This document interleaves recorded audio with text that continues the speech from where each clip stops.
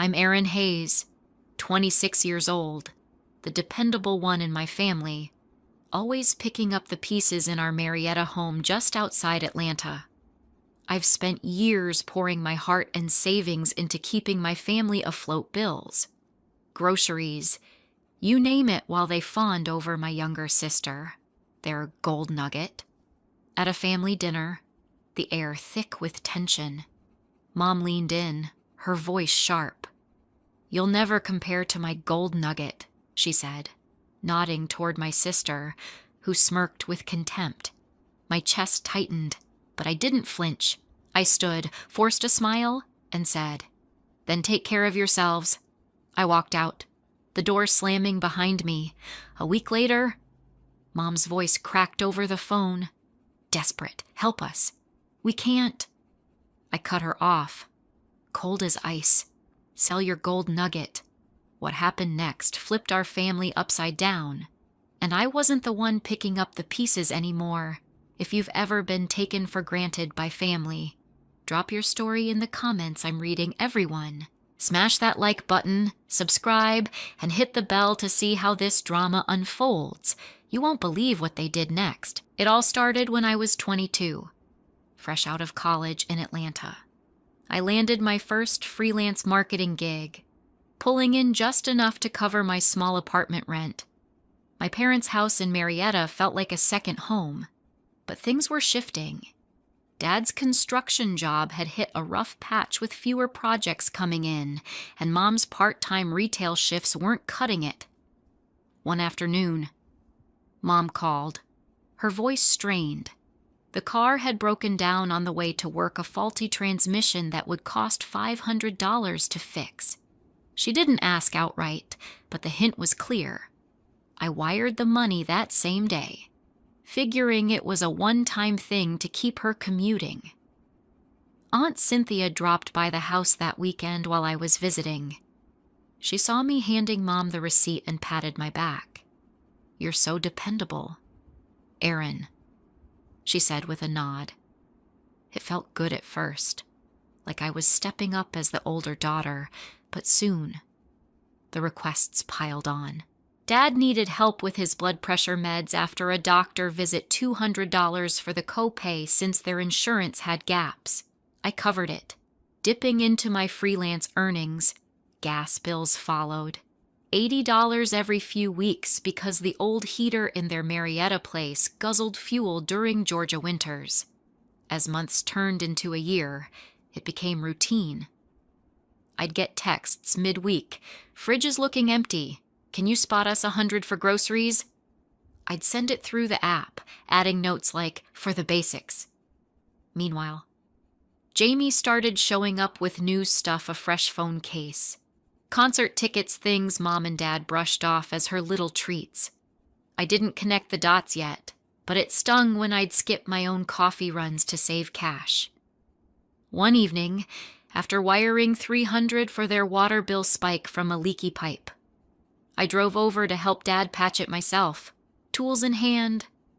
I spent hours under the sink while Jamie lounged on the couch, scrolling her phone. The pattern deepened. Freelance checks came irregularly, but I always prioritized them. A client paid late once, leaving me short on my own utilities, yet I still transferred $150 for Mom's eye exam. Aunt Cynthia noticed during a family barbecue, whispering, "You're the glue holding this together." Her words boosted me, but exhaustion crept in. I'd stay up late tweaking ad campaigns, only to wake to another request. Dad's truck tires wore out $470, and I footed it. Reasoning family came first. Jamie, on the other hand, floated through. She'd mention a slow freelance month in graphic design, but never pitched in. Instead, she'd get praise for landing a small gig, while my steady support went unmentioned. One time, after I sent $200 for their internet upgrade because streaming was glitchy, I overheard Mom telling neighbors how Jamie was so ambitious. It planted a seed of doubt, but I pushed it down, focusing on keeping the peace. Lisa, my best friend from college, called it out over coffee downtown. "You're stretching yourself thin for them," she said. But I defended it as temporary. Deep down, though, the transfers added up 80 here, 115 there. I started a simple note in my phone, tracking them casually, not realizing how it'd grow. By my 23rd birthday, it was clear I was their safety net, and Jamie was the star they polished. The asks evolved. Random Wednesdays brought grocery lists $40 to $100. Sundays meant gas for Dad's commutes. Even Jamie's crises filtered through $200 for her certification exam fee. I handled it all, assuring myself it built trust. But as freelance gigs picked up, so did their reliance. A broken AC unit cost $900. My deposit turned into full payment when they couldn't square it. "We'll pay back soon," Mom promised. But it never happened. Looking back, those early wires set the tone. I was the fixer, the quiet one, making ends meet in our Marietta setup, while the praise flowed elsewhere. It wasn't dramatic at first, just a slow drain that I didn't question until later. As the months rolled on, the requests grew bolder. Dad's back injury from a construction site flare-up meant another round of physical therapy sessions, costing $300 out of pocket since their plan covered only basics. I sent the money without hesitation, pulling from a client payment I'd just received for a logo redesign. Mom followed up with a call about the roof leaking after a Georgia Storm 400 to patch it before mold set in. I handled that too, coordinating with a local Marietta contractor over the phone while juggling my own deadlines. Jamie, meanwhile, landed a part-time gig editing photos for a small studio, but it barely lasted. Mom raved about her creative spark during our weekly calls, even as I wired $120 for their car insurance renewal. I'd see Jamie's social media updates nights out at Atlanta bars, a new laptop she needed for work, and wonder where the cash came from. One weekend, after transferring $250 for Dad's new work boots and safety gear, I stopped by the house. Jamie was there, showing off a pair of earrings Mom had bought her just because. Aunt Cynthia chimed in from the kitchen. "Our girls got style." No one mentioned my latest wire. The imbalance sharpened. Lisa pulled me aside after a yoga class downtown. "You're funding their lifestyle while scraping by," she pointed out, but I waved it off as family duty. Still, it nagged when Mom texted for $180 to cover a vet bill for their dog right after posting pictures of a family outing to a Falcons game. Tickets courtesy of Jamie's connections. I started questioning the urgency, but kept sending, tallying in my mind how my freelance hours vanished into their needs. Bills stacked higher. The electric company threatened cutoff after a hot summer spiked usage $280. I paid it, skipping my own AC repair. Dad's hours dipped again, leading to a $400 gap in mortgage. I bridged it, reasoning stability mattered. Jamie, though, got a free pass. Mom covered her phone plan temporarily, using funds I'd indirectly provided. During a neighborhood block party in Marietta, Dad bragged to friends about Jamie's upcoming opportunities, while I stood there, invisible, having just wired $100 for party supplies. Lisa's words echoed louder after that. "We met for brunch, and she laid it out. They're leaning on you because it's easy." I admitted the toll late nights pitching campaigns, only to redirect earnings homeward. One evening, after sending $300 for Mom's dental crown, I caught her Facebook post a shopping spree photo with Jamie, captioned, "Treating our gem." The earrings from before gleamed, and comments poured in praising Jamie's glow. It hit me then the money I'd labeled essentials funded extras for her. Aunt Cynthia noticed my distance at a family lunch. "Don't resent success," she advised, but her tone favored Jamie. Dad chimed in about Jamie's potential, ignoring my steady contributions. I kept quiet, but the seed took root. Transfers continued 90 for gas, 150 for groceries, but I began screenshotting them, a quiet habit forming. Jamie's freelance slow periods meant indirect asks, like 200 for her software subscription, funneled through Mom. The favoritism crystallized. At a cousin's wedding in Atlanta, Mom gushed over Jamie's dress, bought with savings, while I wore an old one to cut costs. Lisa texted me later, "See the pattern?" I did, but held on, convincing myself change was coming, yet the wires persisted, draining my buffer as Jamie basked in the spotlight. It wasn't jealousy, it was the slow realization that my role was fixed, and theirs wasn't fair.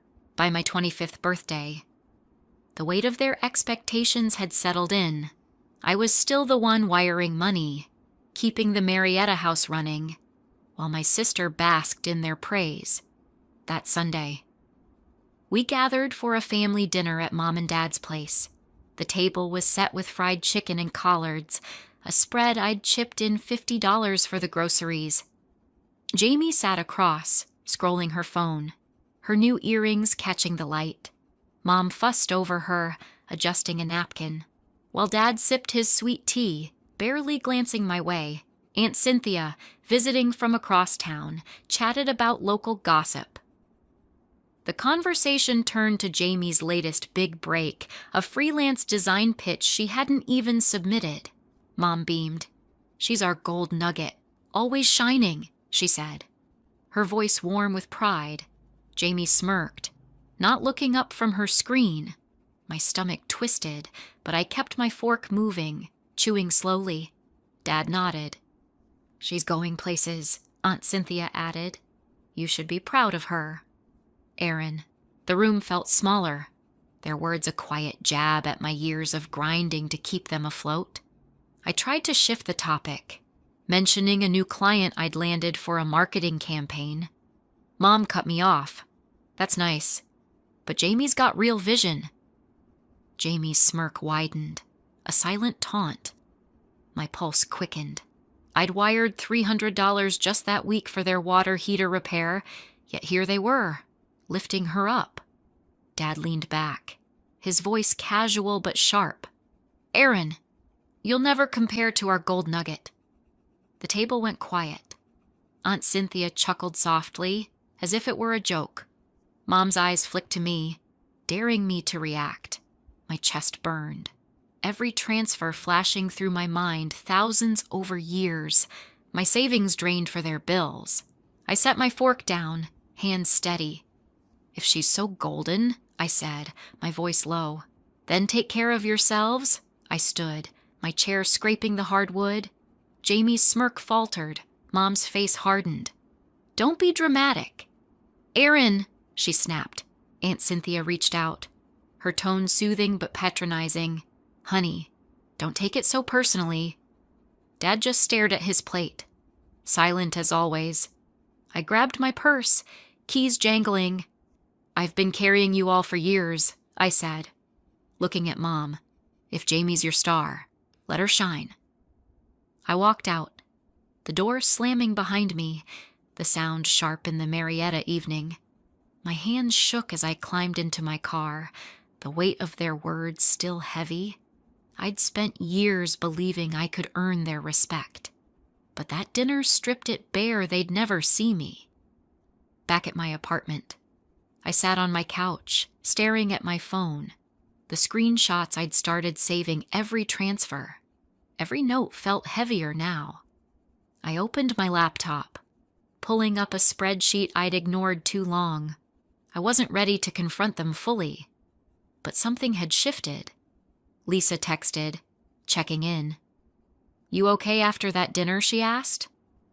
I didn't reply. Not yet. Instead, I added another entry, $50 for groceries. Dated that day?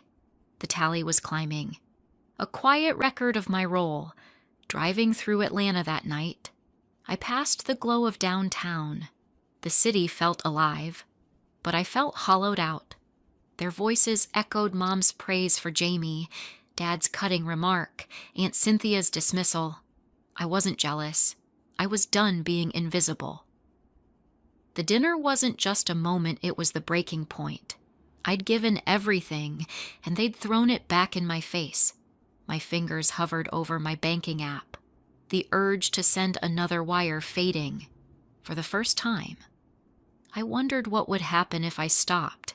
3 days after that dinner, I couldn't shake the sting of their words.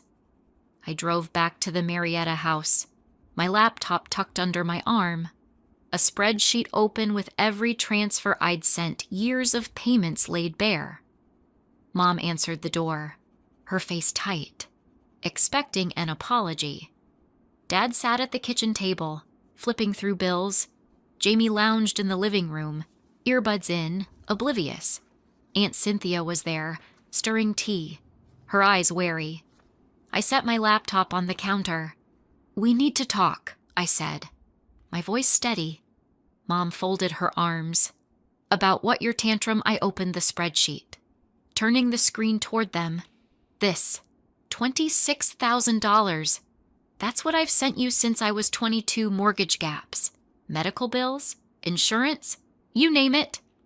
I scrolled, pointing to entries: $300 for Dad's therapy, $400 for the roof, $120 for car insurance. Dad's brow furrowed. "What's this about?" "Aaron," he asked, his tone gruff. I kept going. "I've covered your life while you praised Jamie. I'm done." Jamie pulled out an earbud, scoffing. "You're keeping score, that's low." Mom's eyes narrowed. "Those were gifts. Aaron, we never asked you to play martyr." Aunt Cynthia sipped her tea, nodding. "Family doesn't tally favors." I leaned forward. "Gifts? I skipped my own bills to keep your lights on. You called Jamie your gold nugget while I paid for her phone plan." Jamie rolled her eyes. "Get over yourself. I don't need your charity." My jaw tightened, but I stayed calm. "Then you don't need my money either," I said, looking at Mom. "If Jamie's so golden, let her cover you." Mom's face flushed. "You're being selfish," she snapped. "After all we've done, you throw this in our faces." Dad slammed his hand on the table. "This is disrespectful. You don't get to rewrite our family." I didn't flinch. "I'm not rewriting. I'm stating facts. $26,000. Read the dates, the notes. It's all there." I pushed the laptop closer. Aunt Cynthia tried to mediate. "Aaron, calm down. We're grateful." "But this isn't how family works." "Grateful," I shot back. "You've never said it. You've leaned on me for years." Then laughed when I wasn't enough. Jamie stood, her voice sharp. "You're just mad I'm their favorite. Deal with it." I met her gaze. "Favorite or not, I'm not your bank anymore." The room went still. Mom's lips parted, but no words came. Dad stared at the screen, silent. I closed the laptop. "I'm setting boundaries. No more wires, no more emergencies. If you need help, ask Jamie, she's your star." Mom's voice trembled. "You're abandoning us." I shook my head. "I'm choosing me." I grabbed my keys and walked out, the door clicking shut. Softer this time, but final. My heart pounded as I drove back to Atlanta, their accusations ringing in my ears. Lisa called that evening, her voice urgent. How'd it go? I told her about the spreadsheet, their denials. "They called it gifts," I said. Bitterness creeping in. She didn't hesitate. "They're gaslighting you. You did the right thing." I opened my banking app, staring at the transfer history. Years of my life, reduced to numbers. I wasn't angry anymore, just clear. I canceled the automatic payments I'd set up for their utilities, my finger steady on the screen. Back in my apartment, I sat at my desk, the spreadsheet still open, the weight of their words selfish. Disrespectful tried to pull me back, but I held firm. They'd built their world on my sacrifices, then dismissed me. No more. I saved the file, a record of what I'd given, and closed my laptop. The silence felt new, like a door opening to something else. A week after I walked out, my phone buzzed with Mom's name. I let it ring, my stomach nodding as her voicemail played. "Aaron, we're in trouble. The bank's calling about missed payments. We can't manage. Please help." Her voice cracked, desperate, but I remembered their denials, their smirks. I called back, my tone flat. "Sell your gold nugget," I said, referencing Jamie, and hung up. The words felt cold, final. My phone lit up again, texts from Mom, Dad, even Aunt Cynthia. "You're heartless," Mom wrote. Dad's message was blunt. "You owe us better," Aunt Cynthia urged. "Don't tear us apart over money." Jamie's text stung most. "You're pathetic. Playing victim." I didn't reply. Instead, I opened my banking app and deleted their account from my saved contacts. No more wires, no more rescues. The fallout came fast. Without my transfers, their Marietta house hit a wall. The mortgage company sent a late notice $400 overdue, a gap I'd always filled. Dad's construction firm cut his hours further, a casualty of Atlanta's slowing market. Mom's retail shifts couldn't cover the shortfall. Jamie, still jobless, posted about tough times on social media, but no offers to help. I heard through a neighbor that their power flickered, risking cutoff. They'd leaned on me so long, they'd forgotten how to stand. Lisa met me at a coffee shop downtown, her eyes sharp. "They're scrambling because you stopped," she said, sipping her latte. I nodded, the guilt fading. They called me selfish, but I'm just done. She squeezed my hand. "You're not their ATM." Her words anchored me. I blocked Mom and Dad's numbers that night. The silence a strange relief. Aunt Cynthia tried one last time, showing up at my apartment unannounced. "Aaron, they're struggling," she said, standing in my doorway. "Family steps up."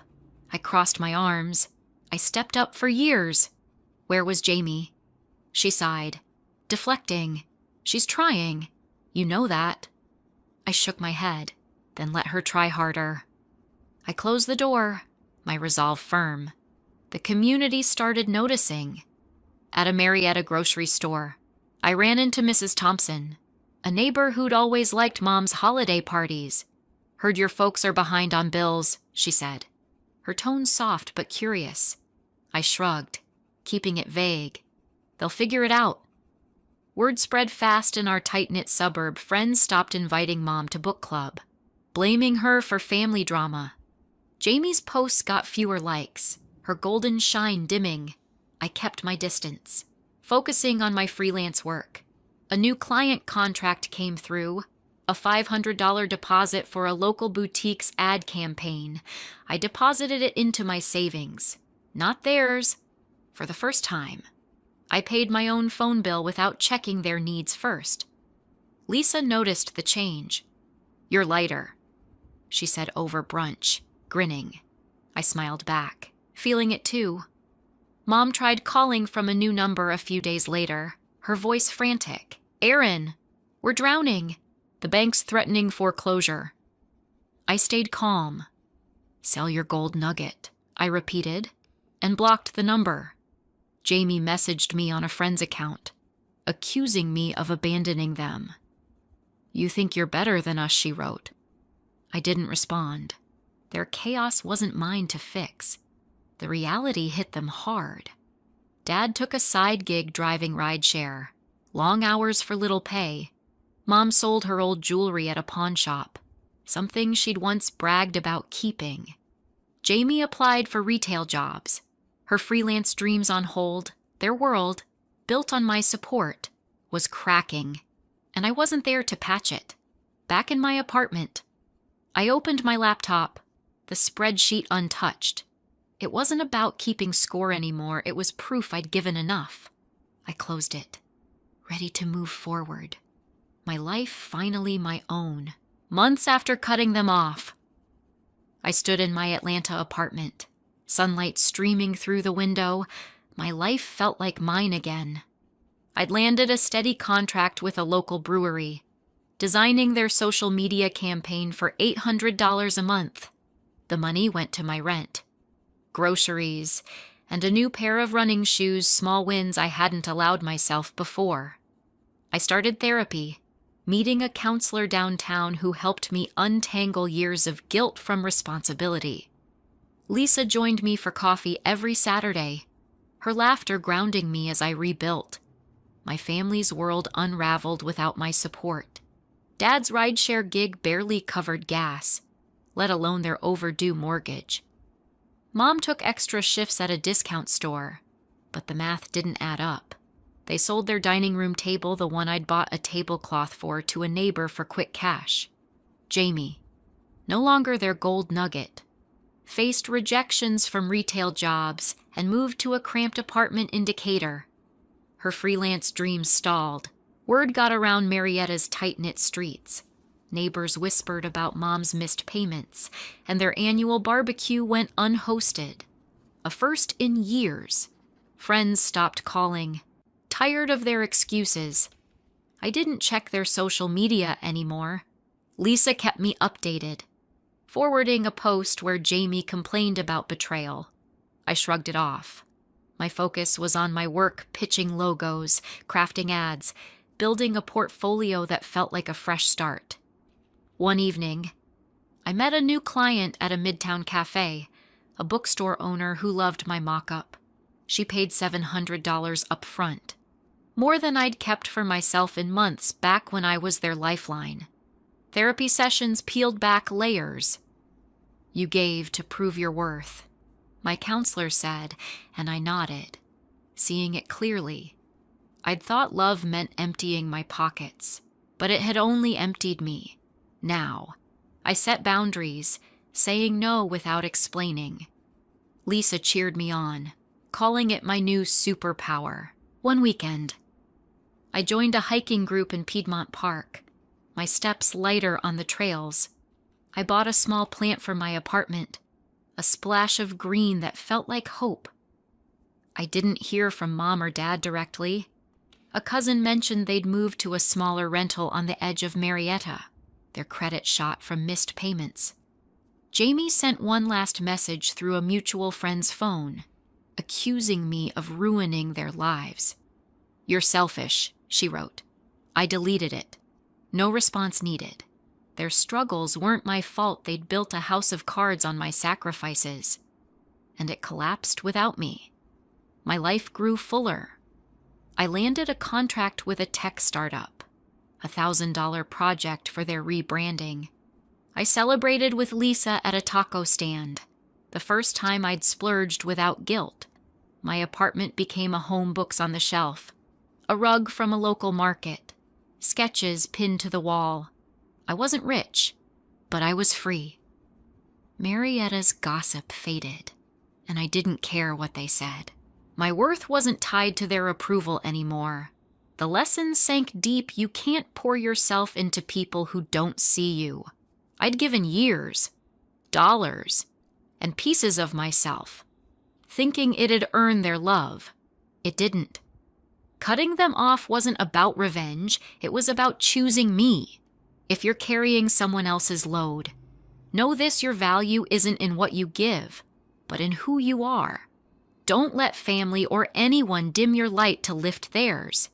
I learned to stand tall, and I'm never going back.